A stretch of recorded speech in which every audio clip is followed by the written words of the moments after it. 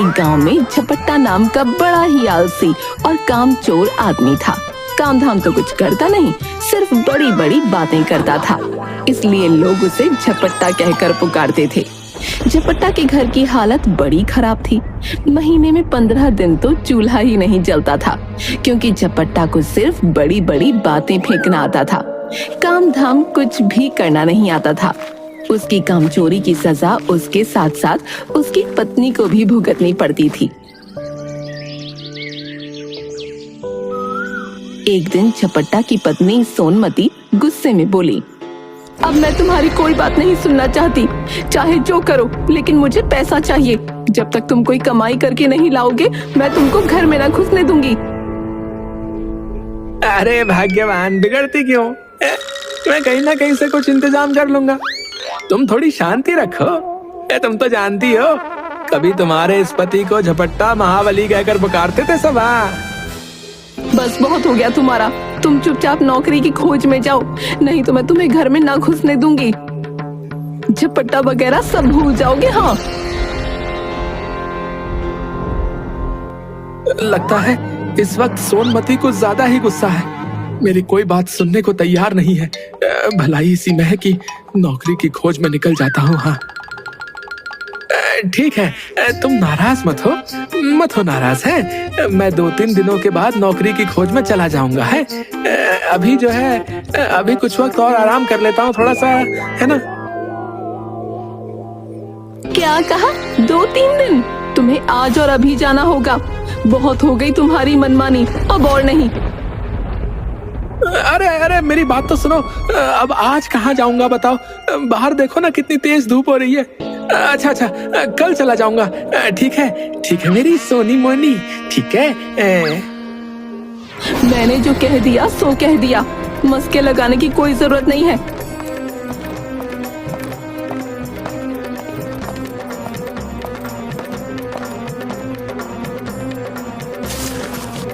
सिर्फ रोटियां, कोई साग या सब्जी नहीं है क्या? है ना, तुम्हारे माँ बाप ने तुम्हारे नाम सब्जियों के बगीचे कर रखे हैं। अभी जाती हूँ और वहाँ से तोड़ कर लाती हूँ सब्जियाँ। ताजी सब्जियाँ तुम्हें पका कर देती हूँ। अरे अब मेरे माँ बाप बीच में कहाँ से आ गए? मेरा खून खौल रहा है अब। चुपचाप ये पोटली लो और नौकरी की खोज पर निकल जाओ। मरता क्या ना करता, बेचारा झपट्टा सूखी रोटियां लेता है और नौकरी की खोज में घर से निकल जाता है। सबसे पहले अपने गांव के साहूकार के पास चलता हूँ। उसके पास कोई ना कोई छोटा मोटा काम जरूर मिल जाएगा। अगर गांव में ही काम मिल गया तो बहुत अच्छा होगा ना। साहूकार के आदमियों ने हवेली के गेट पर से ही डांट डपट कर भगा दिया। अब झपट्टा के सामने कोई रास्ता नहीं था। फिर भी एक गांव से दूसरे गांव तक दिन भर भटकता रहा। घर लौट नहीं सकता था, क्योंकि बीवी ने सख्त हिदायत दे रखी थी कि जब तक नौकरी न मिल जाए घर में पैर न रखना।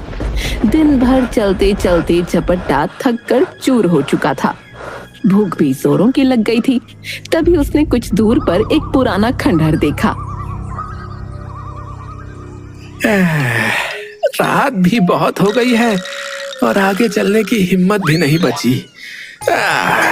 एक काम करता हूँ, आज रात के लिए इसी खंडहर को अपना महल बना लेता हूँ। खाना खाकर आराम से सो जाऊंगा। बताओ, महान झपट्टा महाबली की ये दशा, लेकिन क्या कर सकते हैं। 4 रूखी सूखी रोटियां। भूख तो इतनी जोर की लगी है कि चारों से भी पूरी तरह नहीं बुझेगी। अगर 4 रोटियां आज ही खा लूंगा तो कल क्या खाऊंगा?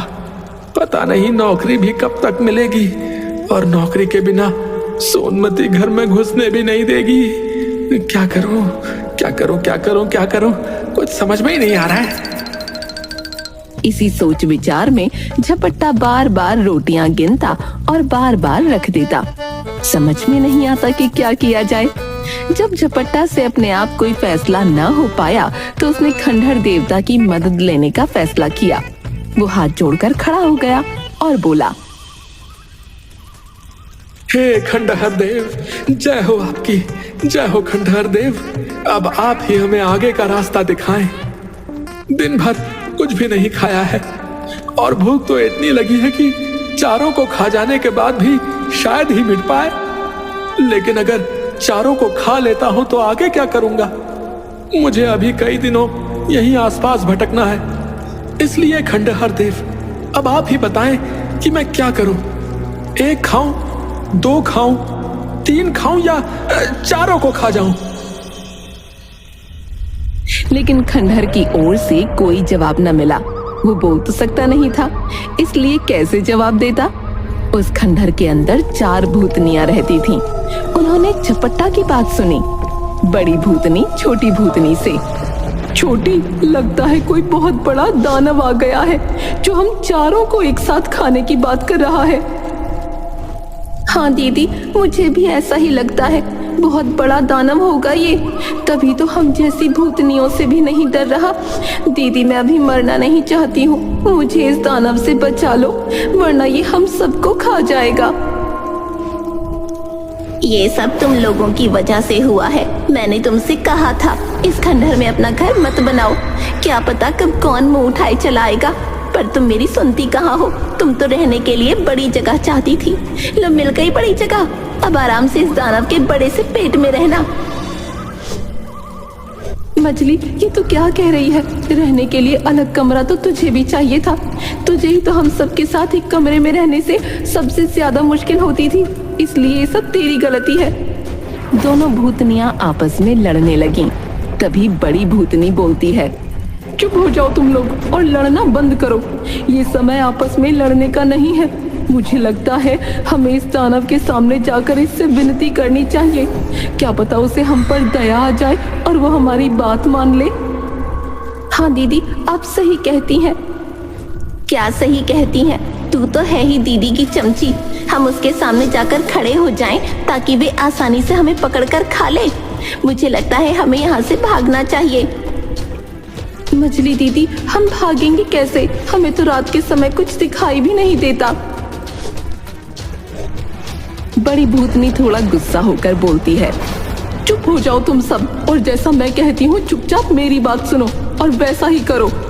चारों भूतनियां खंडहर से बाहर आकर झपट्टा के सामने हाथ जोड़कर विनती करती हैं। हे दानवराज, आप तो बड़े बलशाली हैं। आप व्यर्थ ही हम चारों को खाने की बात सोच रहे हैं। अगर आप हमें छोड़ दें तो हम कुछ ऐसी चीजें आपको दे सकती हैं जो आपके बड़े काम आएंगी। भूतनियों को अपने सामने देखकर और उनकी बातें सुनकर झपट्टा के तो तोते ही उड़ जाते हैं और वो हक्के बक्के होकर उन चारों को देखता रहता है। उसे कुछ समझ नहीं आता कि वो क्या जवाब दे। हे भगवान, हे भगवान, हे भगवान, हे नारायण, आज बचा लो। आगे से सब काम करूंगा, पत्नी के साथ चूल्हा चौका भी करूंगा, कभी नहीं लड़ूंगा। बस इन चुड़ैलों के हाथों से रक्षा करो प्रभु। आज तो तू गया रे झपट्टा। राम राम राम राम राम, हे नारायण। भूतनियां झपट्टा की इस चुप्पी का मतलब ये निकालती हैं कि झपट्टा ने उनकी बात मान ली। बड़ी भूतनी लकड़ी का एक पुतला और एक कटोरा झपट्टा को देते हुए कहती है, हे दानवराज, आपने हमारी बात मान ली, इसलिए हम सब आपका बहुत बहुत उपकार मानती हैं। साथ ही अपनी ये 2 तुच्छ भेंटें आपको दे रही हैं। ये कठपुतली हर समय आपकी नौकरी करेगा, जो आप कहेंगे वो करेगा, और ये कटोरा वो हर एक खाने की चीज आपके सामने पेश करेगा जो आप इससे मांगेंगे। इसके बाद भूतनियां फिर खंडहर के अंदर चली गईं। झपट्टा तुरंत उस खंडहर को छोड़कर बाहर निकला और मन ही मन बड़ा खुश हुआ। इस सब से झपट्टा की खुशी की सीमा न रही। उसने सोचा, बहुत बहुत धन्यवाद आपका भगवान, बहुत बहुत धन्यवाद। अब कहीं जान में जान आई। लेकिन वरदान गजब का दिया है इन्होंने। लगता है झपट्टा की किस्मत एक बार फिर मेहरबान हो रही है। अब घर लौट चलना चाहिए। हाँ, सोनमती जब इन दोनों चीजों के करतब देखेगी तो फूली ही नहीं समाएगी। हाँ, और अब उसे मुझे ताने सुनाने का कोई मौका भी नहीं मिलेगा। लेकिन सूरज डूब चुका है और इतनी रात को मैं अपने घर वापस नहीं लौट पाऊंगा। एक काम करता हूँ, पास के ही किसी गांव में चलता हूँ और किसी से रात बिताने की जगह मांग लूंगा। झपट्टा के अंदर फिर से पूरी ऊर्जा भर चुकी थी और वो जल्द ही पास के गांव के एक घर के बाहर पहुंचकर आवाज देता है। अंदर से एक आदमी निकलता है। कहिए कौन हैं आप और क्या चाहिए आपको? हैं? इतनी रात गए क्यों परेशान कर रहे हो? भाई, मुझे दूसरे गांव जाना है, परंतु रात बहुत हो गई है। क्या तुम मुझे अपने घर रात बिताने की जगह दे सकते हो? अब भाई, हम तुम्हें ठहरने की जगह तो दे सकते हैं, लेकिन भोजन नहीं दे सकते, क्योंकि हमने जो है खुद 2 दिनों से कुछ नहीं खाया है भाई। नहीं, मुझे भोजन नहीं चाहिए, सिर्फ ठहरने के लिए जगह चाहिए। और मैं आपसे वादा करता हूँ कि इसके बदले में मैं आपके घर के सारे लोगों को अच्छे अच्छे पकवान और मिठाई खिलाऊंगा। हाँ, आप सच कह रहे हैं क्या? जी, मैं बिल्कुल सच कह रहा हूँ, बिल्कुल सच। फिर ठीक है, आप यहाँ ठहर सकते हैं, लेकिन आपको यहीं बाहर बरामदे में सोना पड़ेगा। हमारा घर जो है बहुत छोटा है, इसलिए। कोई बात नहीं, मैं यहाँ आराम से सो जाऊंगा।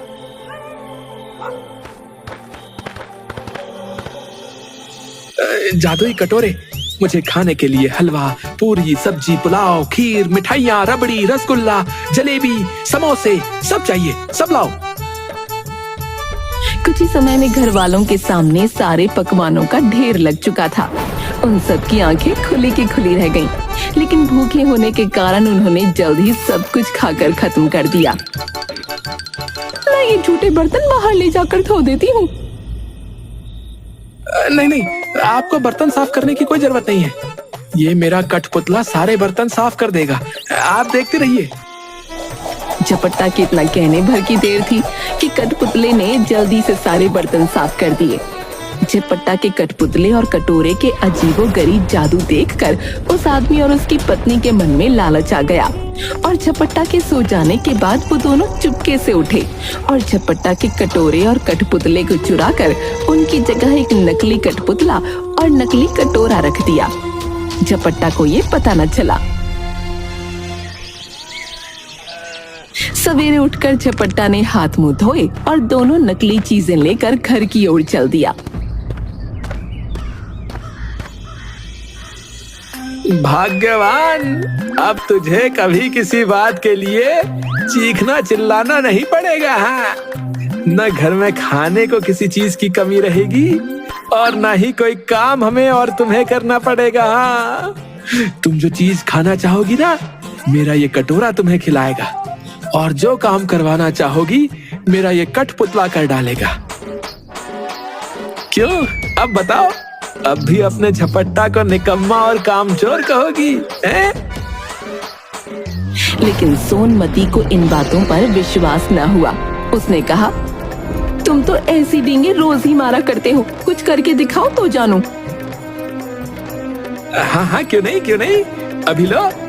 जादुई कटोरा और कठपुतला निकाल झपट्टा ने कहा।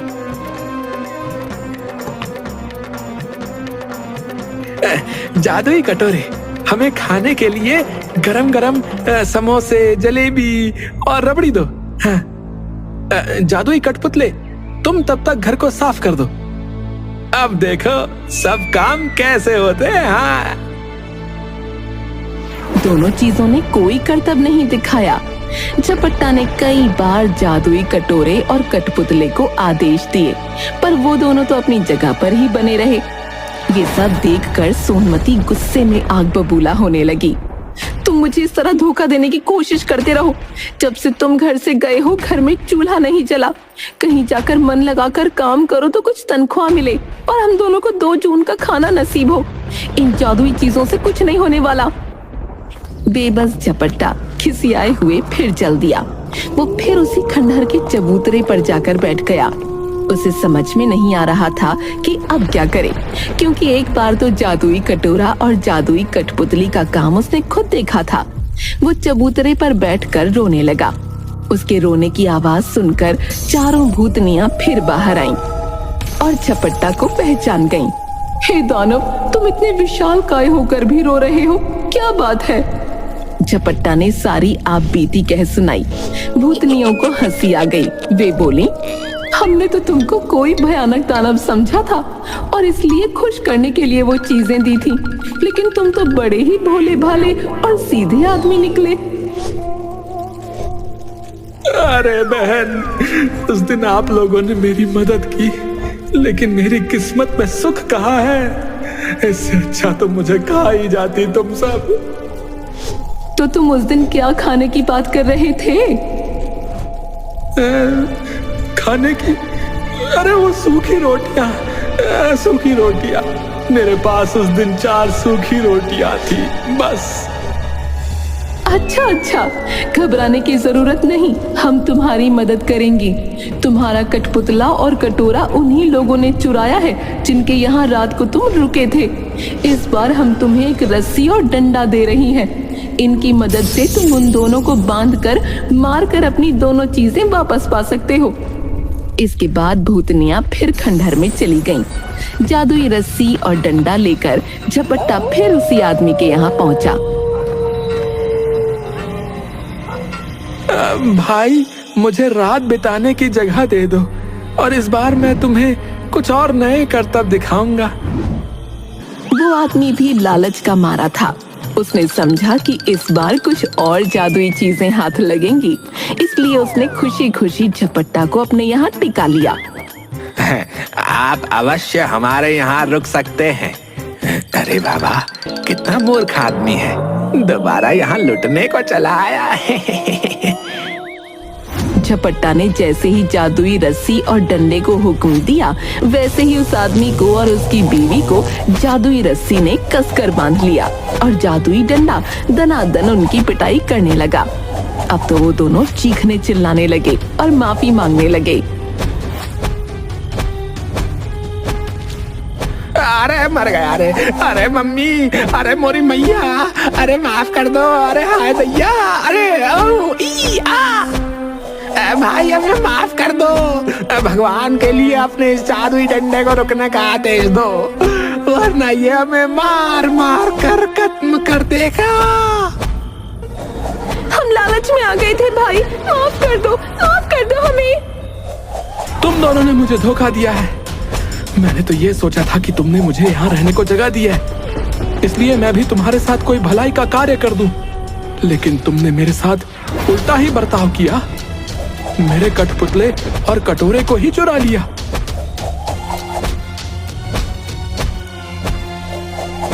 अब जब वो दोनों चीजें तुम मुझे वापस कर दोगे, तभी मैं अपनी रस्सी व डंडे को रुकने का आदेश दूंगा।